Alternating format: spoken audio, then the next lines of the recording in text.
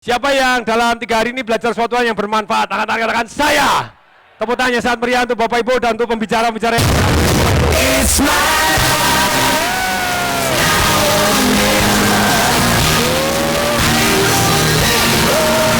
Wow.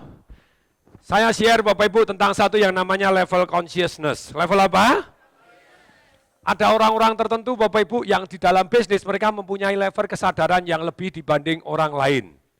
Bilang dong, kok bisa? Karena mereka meluangkan waktu bergaul dengan orang-orang yang sudah ada di sana. Ya atau ya? Kemudian yang berikutnya, karena mereka meluangkan waktu untuk belajar. Mereka meluangkan waktu untuk apa? Ketika saya baca buku, saya ikut seminar, saya bergaul dengan orang-orang di atas sana, level kesadaran bisnis saya juga naik dramatis. Tapi pagi hari ini Bapak Ibu, saya akan share satu level consciousness Bapak Ibu.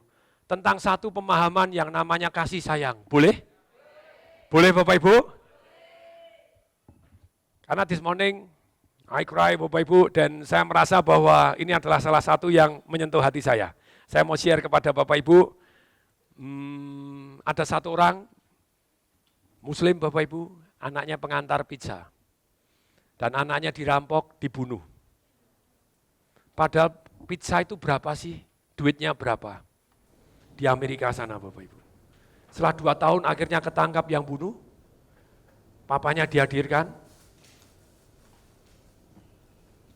dan papanya ngomong dengan level consciousness yang luar biasa. Nak, kamu saya maafkan. Dan dia manggilnya nak. Saya enggak marah sama kamu. Marahnya kepada iblis yang ada di dalam dirimu. Itu level kesadaran yang luar biasa. Dia membuat hakimnya nangis Bapak Ibu, pengacaranya nangis Bapak Ibu. Dan yang bunuh Bapak Ibu, anaknya peluk yang bunuh, jebol juga nangis Bapak Ibu. I just want to share Bapak Ibu, satu level consciousness yang mungkin saya pun belum berada di sana Bapak Ibu. Kalau ada orang yang membunuh anak Anda, kira-kira apa yang Anda lakukan? Kalau saya kali masuk di penjara saya udel-udel di penjara itu. Ya atau ya? That is Bapak Ibu, satu namanya level consciousness yang tersendiri. Banyak orang bilang Bapak Ibu bahwa orang yang beragama Islam adalah agama penuh kekerasan. Saya bilang enggak Bapak Ibu. Karena Islam Bapak Ibu mengajarkan kasih sayang yang luar biasa. Kalau Anda baca Al-Qur'annya Bapak Ibu, sebelum baca surat-surat di Al-Qur'an selalu dimulai dengan kata-kata apa? Bismillahirrahmanirrahim. Artinya apa? Dengan menyebut nama Allah yang Maha Pengasih dan Maha Penyayang. Kalau dia lagi baca surat-suratnya Bapak Ibu sudah dengan menyebut nama Allah yang Maha Pengasih dan Maha Penyayang, kamu tak bunuh pakai pisau yang ketul. Ada? Ada Bapak Ibu ekstremis, ya toh ya? Ya toh ya? Tapi masa dengan menyebut nama Allah yang Maha Pengasih dan Maha Penyayang dan kemudian seperti itu? Something wrong Bapak Ibu, agama yang penuh kasih sayang tapi seringkali diartikan yang berbeda. Diambil ayat-ayat tertentunya yang berbeda. Saya ingin share Bapak Ibu satu video ini. Siapa yang mengizinkan saya? Angkat tangan katakan saya. Siapa yang mau angkat tangan 2 katakan saya. Silakan Pak Diki, lampu boleh dimatikan.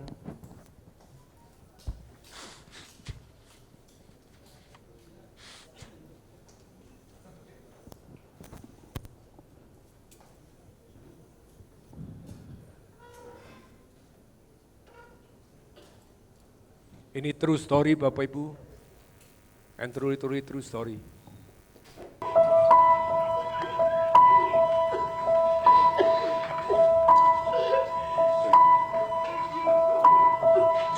Forgiveness is the greatest gift or charity in Islam.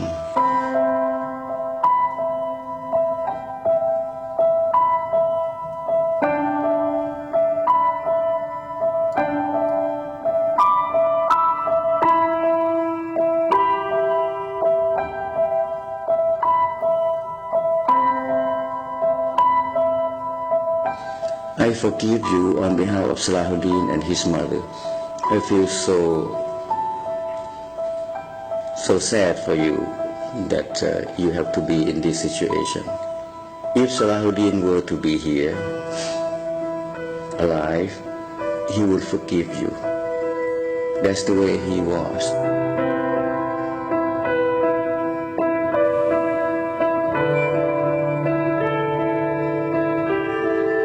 If you happen to know someone that killed him, please let the authority know. I think this may be a good time to take a break. Thank you.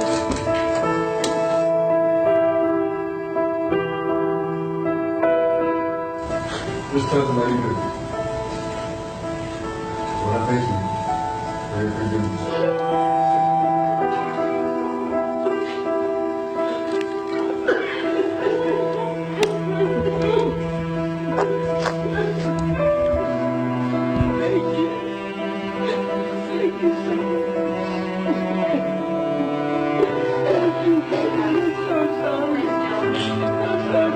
I think it was something for every parent to see. We had two really good families that came together that did not know each other over some tragedy. When you come out from your confinement, do righteous deed, because your righteous deed gonna lead to the path of truth, lead back to God Almighty. We unite you and Salahuddin in paradise.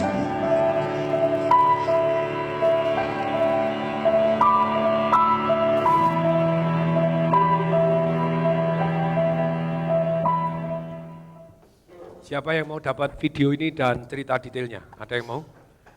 Siapa yang mau angkat tangan dua katakan saya. Pak Diki tolong dibuat satu grup. Bapak Ibu pakai WhatsApp atau Telegram. Saran saya Bapak Ibu download Telegram juga karena Telegram tidak istilahnya membebani handphone Anda terlalu berat. Karena memorinya dia di cloud Bapak Ibu. Tapi nggak apa-apa, Anda buat WhatsApp grup Bapak Ibu nanti kita kirim. Jos? Good? Oke, nanti Pak Diki juga di-invite masukkan untuk ini. Sometimes begini Bapak Ibu, itu namanya level kesadaran. Namanya apa? Saya kepengen Bapak Ibu share ini di grupnya Bapak Ibu WhatsApp yang lain Bapak Ibu. Satu yang menginspirasi level permaafan yang luar biasa Bapak Ibu. Level yang orang, tidak semua orang seumur hidup bisa sampai level di situ. Ya atau ya? Orangnya begitu center tadi dia tidak goyang sama sekali Bapak Ibu, dia center, calm, peaceful,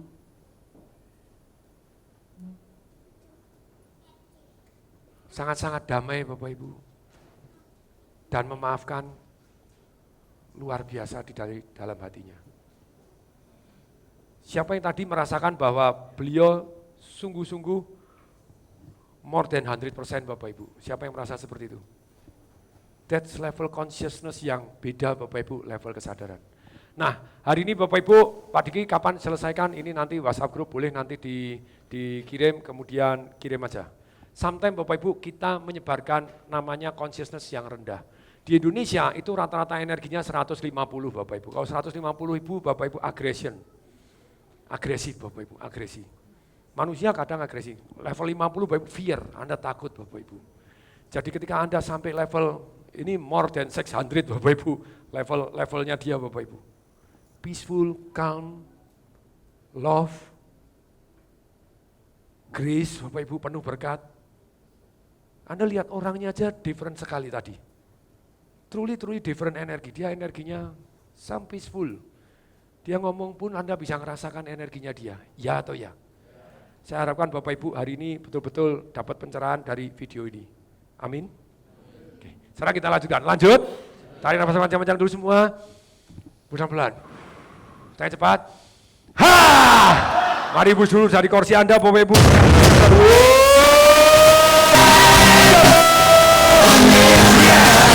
Wow. Oke, kita lanjutkan. Siap?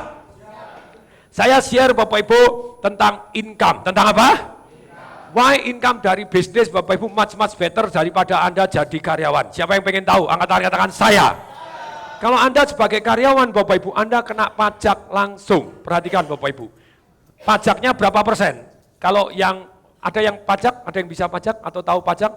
Pajak Anda berapa sih yang namanya pajak, yang namanya progresif itu sebagai seorang karyawan, Anda kalau gajinya gede, income Anda gede, berapa? Sampai 30%. Ini perhatikan. Anda punya income, Anda punya apa? Income Bapak Ibu. Kalau dari Anda sebagai seorang employee, apa yang terjadi? Anda langsung kena tax. Income langsung tax loh. Betul? Sisanya baru Anda pakai. Sisanya baru Anda pakai Bapak Ibu. Ya atau ya? Anda mau beli komputer, tetap pajaknya sudah dihabisin dulu. Baru Anda beli komputer. Tapi kalau Anda bisnis Bapak Ibu, perhatikan. Ketika Anda bisnis, lain Bapak Ibu, income bisnis Anda, baru pakai atau expense Bapak Ibu, expense. Kalau Anda bisnis, ada income, ada apa? Income Bapak Ibu, dikurangi expense dulu, kurangi apa? Expense dulu Bapak Ibu, sisanya Bapak Ibu baru kena tax. Sisanya baru kena apa? Tax. Beda atau beda banget? Contohnya Bapak Ibu, Anda expense yang tidak bisa, berapapun income Anda langsung diajar, jebret kena pajak. Terus sisanya Anda beli apapun juga masih kena pajak juga ya. Kalau Anda beli komputer kena PPN segala macam semuanya kena. Ya atau ya? Lah kalau Anda di bisnis Bapak Ibu, Anda punya income, Anda expense dulu. Misalnya Anda sama-sama income-nya 1 miliar, income-nya berapa? 1 miliar Bapak Ibu. Anda potong pajak misalnya 30%, tidak seperti ini exactly, karena ada, ini kita cuma cari gampang aja gitu ya. Berarti plus minus Anda dapat berapa? 700 juta. Nah kalau bisnis Bapak Ibu, income Anda 1 miliar, income Anda berapa? Rp 1 miliar. Potong expense dulu. Anda beli komputer boleh nggak? Beli mobil untuk operasional boleh nggak? Even dahsyat lagi Bapak Ibu, properti Anda Bapak Ibu, rumahnya disusutkan boleh nggak? Gedungnya boleh nggak disusutkan? Boleh Bapak Ibu. Contoh Bapak Ibu, Anda sudah punya income, pajak ini. Anda sewa ini, sewa rumah atau apa? Bisa nggak dipotongkan di sini? Nggak bisa. Tapi kalau bisnis Anda, sewa rumah dimasukkan boleh nggak? Boleh nggak? Rumah dinas untuk CEO, boleh nggak? Mobil, segala macam semuanya Bapak Ibu yang untuk kepentingan operasional. Dikurangi biaya-biaya. Ini kan dikurangi biaya-biaya atau dikurangi apa? Biaya beli mobil, beli ini, beli apa? Misalnya total biayanya 500 juta. Nah, ini kalau ini 500 juta kan Anda sudah tinggal ini, duit Anda nabungnya cuma 200 juta. Ya atau ya? Nah Anda Bapak Ibu 500 juta, biayanya sudah masukkan, sekarang berarti tinggal 500 juta yang kena tax loh. 500 juta kena tax misalnya berapa? 25%, berarti berapa? 25, ayo kali 5. Berapa? 125 juta. Beda nggak 300 juta tax 30% dengan 125 juta. Dan after that Bapak Ibu Anda biaya-biaya enggak bisa. Ini bisnis adalah lebih menguntungkan karena salah satunya biaya bisa masuk duluan. Biaya bisa masuk? Ya atau ya? Belum lagi Bapak Ibu Anda punya mobil di Jakarta, kepemilikan lebih dari 1, 2, 3 kena pajak? Kalau PT? Kalau perusahaan? Enggak, mobil saya atas nama PT. Boleh? Jadi ini beda lagi. Nah, ini income Bapak Ibu. Saya kan share tentang income dulu Bapak Ibu, pencerahan yang saya dapat. Hasil renungan Bapak Ibu belum pernah saya ajarkan kepada siapapun. Siapa yang mau saya ajarin di sini? Angkat tangan saya. Dari satu yang namanya income Bapak Ibu, Anda bisa income tadi income biasa. Income itu ada 3. Satu income ordinary Bapak Ibu atau income biasa Bapak Ibu. Income biasa Bapak Ibu. Ini nomor 1 income. Yang kedua Bapak Ibu yang namanya income portfolio income. Portfolio. Dari dulu saya tidak jelas Bapak Ibu, tapi beberapa saat ini saya mulai jelas Bapak Ibu. Siapa tahu apa itu portfolio income? Ada yang tahu? Ada yang tidak tahu, siapa yang tidak tahu? Angkat tangan. Siapa yang mau tahu hari ini? Angkat tangan 2, katakan saya.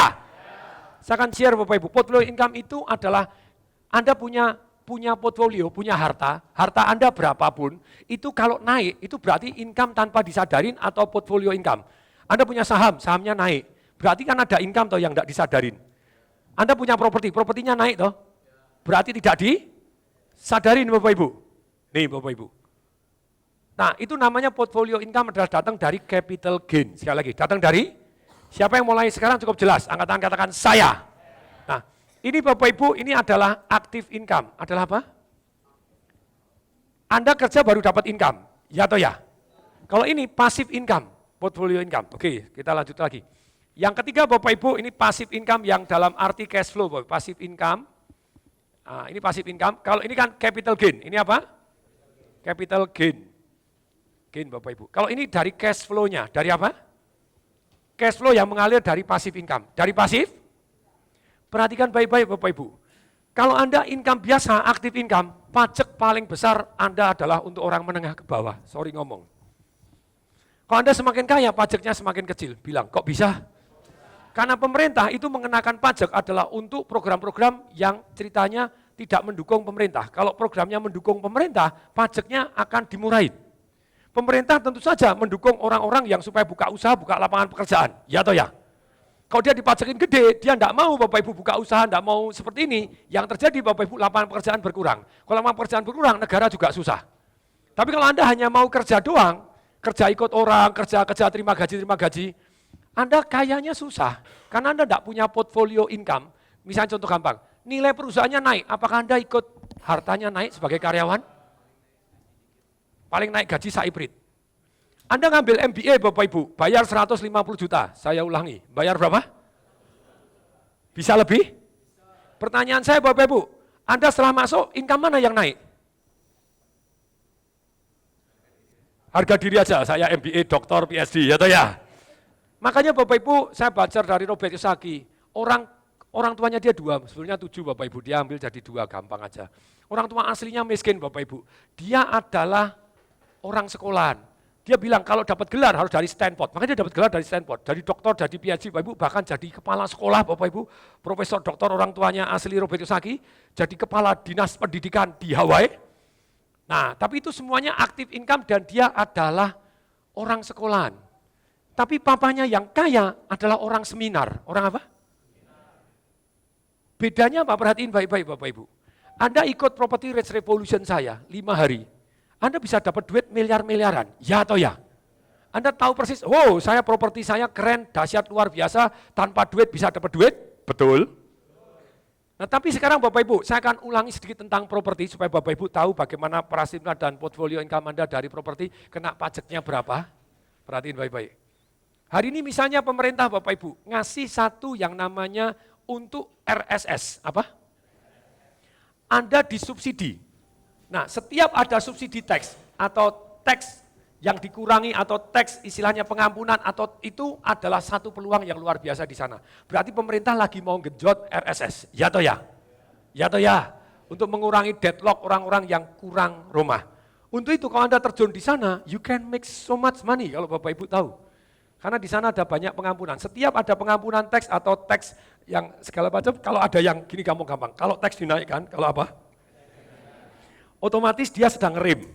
Kalau teks diturunkan, sedang dipolgas. Nah di mana yang sedang diturunkan, Anda genjot, dahsyat luar biasa. Dulu pajak properti, itu kalau Anda beli Bapak Ibu 5%, 5%. Sekarang 5% dan 2,5%, ikut saya, hore. Oke, mari kita perhatikan Bapak Ibu. Nih, tentang income Bapak Ibu. Kalau Anda aktif income terus begini, sudah dipotong duluan, sekali lagi, sudah diapain? Berikutnya yang kedua Bapak Ibu, potongannya lebih besar, potongannya apa? Tapi kalau Anda punya bisnis, sekali lagi, punya apa? Mari kita lihat portfolio income. Oke deh, saya tell the true story, boleh? Nih, kemarin saya baru bayaran Bapak Ibu. Ya, saya kemarin ke Lampung. Jadi mendadak dapat income Bapak Ibu kalau secara resminya, secara apa? Itu dari saya beli properti resmi 8 miliar, resmi berapa? 8 miliar Bapak Ibu tanpa duit, apa? Pada waktu beli dapat duit, waktu beli dapat? Setiap bulan surplus duitnya, setiap bulan apa? Pada waktu saya jual Bapak Ibu, untung sak banyak-banyaknya. Kalau secara resminya Bapak Ibu yang tercatat, boleh? Boleh ya, dari 8M jadi 20 miliar, jos?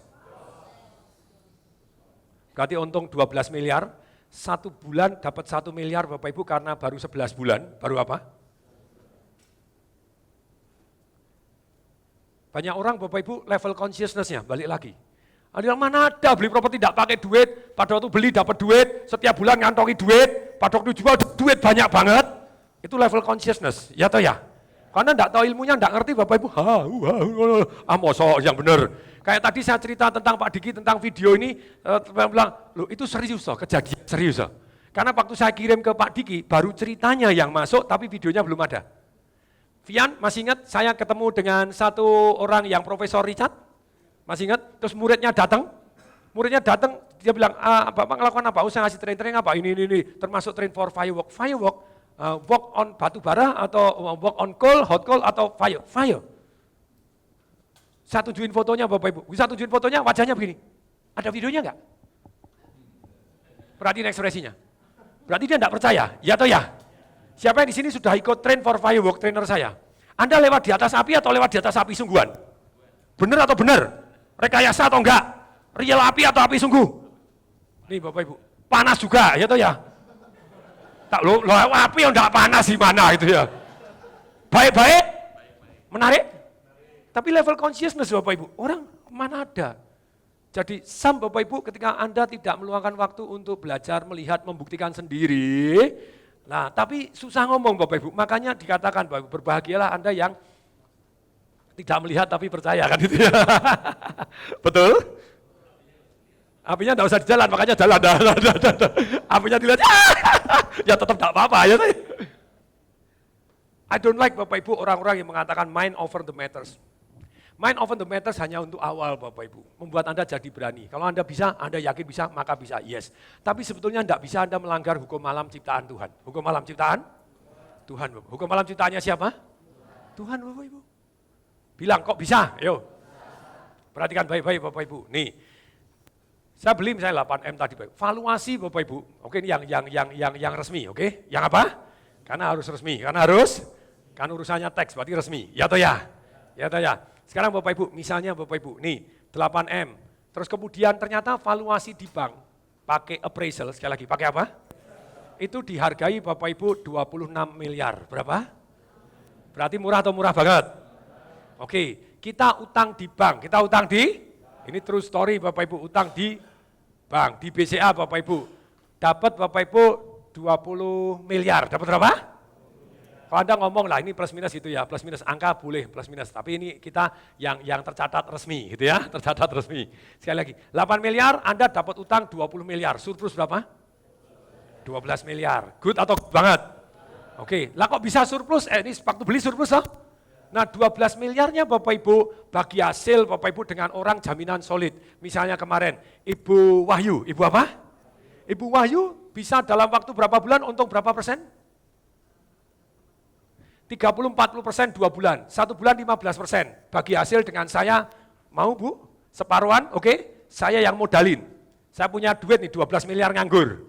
Tapi saya 12 miliar, saya mau asymmetric risk. Karena saya enggak ngerti tentang kurmanya. Saya enggak ngerti, please kasih jaminan solid. No problem, saya punya kantor di sini, saya kasih jaminan solid. Saya kasih jaminan solid. Loh, jaminannya harganya berapa? Misalnya 24 miliar, jaminannya berapa? Loh kok Ibu tidak utang bank? Mungkin putarannya belum. Banyak orang yang secara aset kuat, tapi putaran di banknya tidak cukup untuk utang di bank. Atau bisa jadi kesehatannya tidak cukup untuk utang di bank. Kemarin Bapak Ibu yang beli tempat saya, yang beli properti ini Bapak Ibu, dia utang bank ditolak karena dicaruk kesehatan 6, asuransi nolak dia semua, jadi banknya nolak. Itu cash flow bagus. Nah, jadi orang utang itu 2 Bapak Ibu. Satu cash flow-nya, satu apa? Yang kedua Bapak Ibu, kesehatannya juga berpengaruh. Selain dari jaminannya, propertinya. Jaminannya cover-cover Bapak Ibu, 24 miliar. 20. Kenapa kok dia enggak dikasih, saya dikasih? Orang itu transfernya sama-sama di BCA. Bukan cash flow-nya Bapak Ibu, cash flow-nya oke. Tapi kesehatannya ditolak 6, asuransi ditolak. Nah, tapi singkat kata orangnya ini memang kaya, dibayar tunai aja. Ya atau ya? Ya atau ya? Tapi sekali lagi, kenapa kok Ibu tadi misalnya tidak utang bank? Ada tanda kutip. Mungkin perputarannya dianggap tidak cukup untuk bisa membayar. Bisa? Tapi asetnya masuk. Asetnya bankable, tapi orangnya atau perusahaannya tidak bankable. Perusahaan cash flow-nya. Berarti dia butuh lebih baik kerjasama dengan tong disembaring itu walaupun utang bank murah. Walaupun utang bank bunganya lebih murah kalau bunga. Tapi kita enggak kok, kita ngomong bagi hasil. Kita ngomong bagi, Ibu bersedia? Bersedia. Jaminannya 24 miliar. Taruh di tempat saya Bapak Ibu. Pinjam 12 miliar. Pinjam 12, ngasih untung Bapak Ibu, 2 bulan tadi untungnya 30-40%, kita ngomong 30 berarti 15-an, berarti saya 1 bulannya 7,5. Jos? 1 bulan berapa? 7,5 Bapak Ibu, sedangkan saya sampaikan di BCA bunganya 8,25%. Setahun. Berapa? Kalau Anda 8,25% setahun Bapak Ibu, walaupun Anda pinjamannya 20 miliar, Anda 12 miliar Anda sampaikan untuk bagi hasil, untuk apa? Sekali lagi baik, untuk apa? Mengcover Bapak Ibu cicilannya masih surplus, enak atau naknan? Ayo bilang dong, naknan. Atau kalau Anda mau ngomong Bapak Ibu, nih, Anda masih juga punya passive income yang lain, Anda punya properti banyak yang sewa-sewakan. If something happen, saya tetap masih bisa nyicil, berarti resiko saya tidak simetris. Kalau misalnya ibu enggak bisa, saya dapat propertinya 24 miliar. Ya toh ya? Ya toh ya? Bagi saya aman, tapi bagi ibu aman enggak? Aman juga, karena dia sudah tahu bisnisnya. Ini tenang, oh saya tahu orang, kok bapak yang ke sana di Iran, oh lampuh gitu ya. Ya toh ya? Ketemu dapat kurma yang busuk, kapokmu kapan gitu. Saya sudah bertahun-tahun kok, dan saya tahu puterannya. Saya enggak bisa utang bank, saya mau bagi hasil kok. Boleh atau boleh? Good? Cocok? Berarti bagi saya resiko atau resikonya almost zero? Almost zero Bapak Ibu. If something happen lagi saya masih punya cadangan untuk bayar cicilannya dengan damai dari cash flow saya yang lain, dari passive income saya yang lain. Good? Setiap bulan surplus, enak atau naknan? Setelah itu Bapak Ibu, setelah 11 bulan dibeli orang Bapak Ibu. Oke kita ngomong 20 miliar. Utangnya dilunasin Bapak Ibu, ikutin saya. Naknan, apa? Untung berapa? 12 miliar, perhatiin baik-baik. Saya untung 12 miliar, bayarnya pajak 30%. Resmi Bapak Ibu, resmi aja. 2,5% dari 20, berarti bayarnya berapa? 500 juta Bapak Ibu, 500 juta kalau kita ngomong dari untung 12 miliar berarti berapa persen? Tolong dihitung, pajaknya berapa? Ayo tolong, bisnis harus ngitung. Bisnis harus?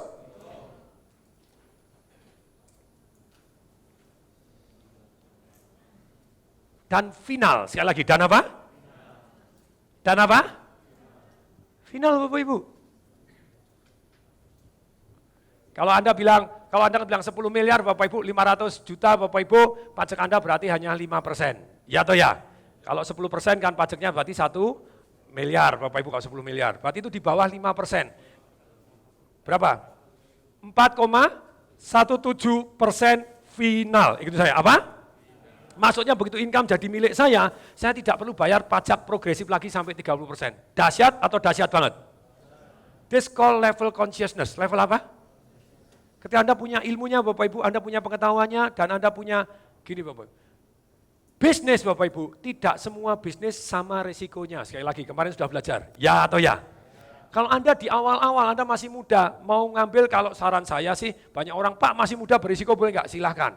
Tapi kalau saya di awal-awal saya mau asimetris. Bilang, apa itu?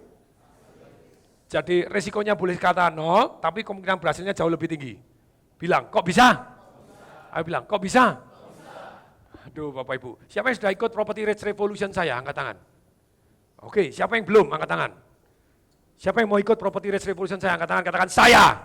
Segera ikut. Siapa yang belum dan sudah daftar Master Breakthrough? Angkat tangan. Oke, tapi siapa yang belum tapi belum daftar Master Breakthrough? Yang belum ikut properti, yang belum daftar Master Breakthrough, ikut belajarlah Master Breakthrough. You will learn Bapak Ibu tentang asymmetric risk di dunia properti. Ya atau ya? Saya tanya Bapak Ibu, yang pernah ikut Property Risk Revolution saya, angkat tangan. Bisa nggak kita tanpa modal? Itu beda sekali Bapak Ibu. Hari ini saya ini bisnis Bapak Ibu. Orang bilang investasi properti, no, saya bisnis properti, jual beli properti. Kalau Anda investasi di properti, Anda hanya ambil cash flow-nya. Saya punya. 65 Bapak Ibu, saya sewa-sewakan Bapak Ibu untuk menghasilkan cash flow supaya pertahanannya kuat Bapak Ibu.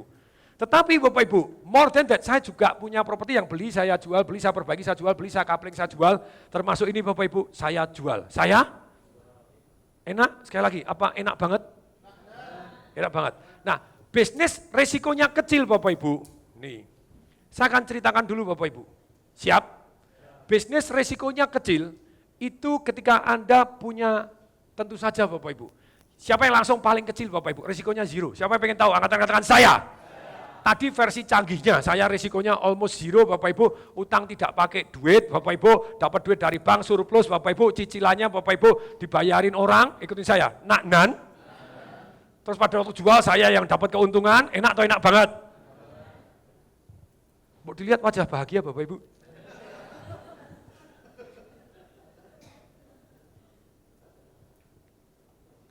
Kok saya punya ilmu ini? Ikut seminar, ikut apa? Saya ikut seminarnya Robert Kiyosaki, saya baca bukunya Robert Kiyosaki Bapak Ibu. Saya ikut seminarnya Dov DeRose, Bapak Ibu, saya ikut Robert G. Allen, Bapak Ibu. Banyak orang bilang, ikut seminar saya aja, enggak usah ikut seminarnya orang lain. No, Bapak Ibu, saya dorong Anda untuk ikut seminarnya siapapun. Selama itu ada manfaat. Siapa yang setuju? Angkat tangan, katakan saya. Some seminar lousy, Bapak Ibu, jelek, Bapak Ibu Anda datang. Tapi tetap minimal kalau Anda ikut seminar yang jelek pun, Anda cari satu ide, praktekkan dalam hidup Anda akan berubah. Pokoknya cari satu ide aja. Cara satu, ada orang Bapak Ibu tanya, Pak Tung kalau saya ikut seminarnya Robert Saki, saya ikut seminarnya Anthony Robbins, apakah hidup saya akan berubah? Apakah seminarnya bermanfaat? Oh, apakah digaransi? Oh, Bapak Ibu saya garansi seminarnya bermanfaat, tapi saya tidak pernah bisa menggaransi Anda memanfaatkan isi seminarnya. Betul? Bahkan saya bilang kok kalau muridnya Anthony Robbins ada 3 juta, satu orang yang berhasil saya pastikan saya. I take responsibility. That's me. I will take some knowledge and I will apply.